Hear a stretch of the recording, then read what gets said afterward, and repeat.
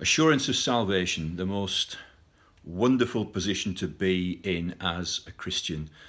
Not only to be saved, that's a work of Jesus Christ and can never ever change, but for me to be sure and to know is a most wonderful blessing. Blessed assurance, Jesus is mine. Oh, what a foretaste of glory divine. To be saved is the most wonderful, the most radical, the most vital, the most awesome blessing you could ever have.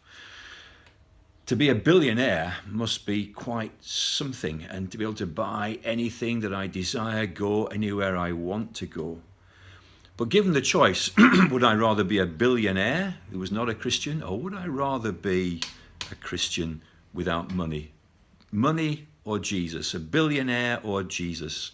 For me, 43 years of Christian experience, I'd rather have Jesus than all the riches that the world could give.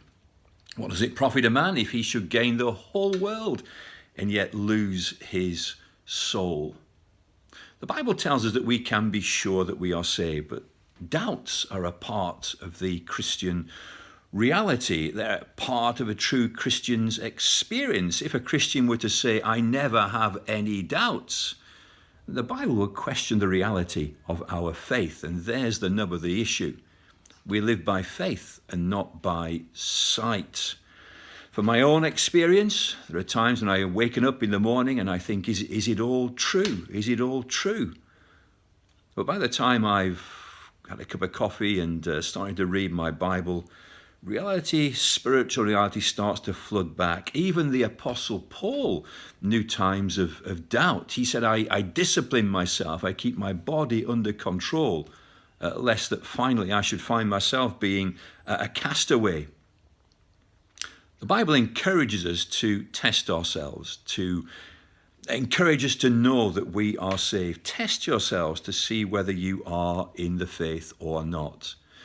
And I would say there are three basic tests that we can apply to our lives, and they are spiritual tests, and they are all focused on Jesus Christ. And I want to look at each one in turn. The world says that seeing is believing.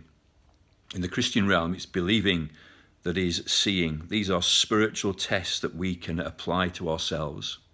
The Jews in Jesus' days were always looking for physical signs. What proof can you give us that you are who you say you are? What sign will you give us? They're looking for physical signs. And Jesus says, no sign will be given you except destroy this body and I will rise it again on the third day.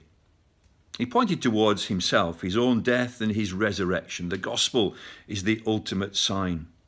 On one occasion, he tells the parable. Is it a parable of the rich man and Lazarus? The rich man who's not a believer dies and he's in hell. Lazarus, the beggar, dies and he's in glory, in paradise.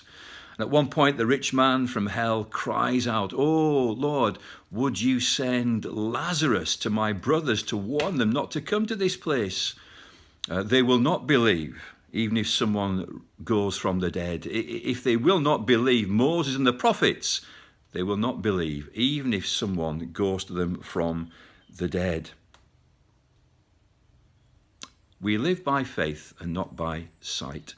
In this series then, a little mini-series, how can I know that I am saved? Have that blessed assurance that Jesus is mine. 3 simple tests that we can apply.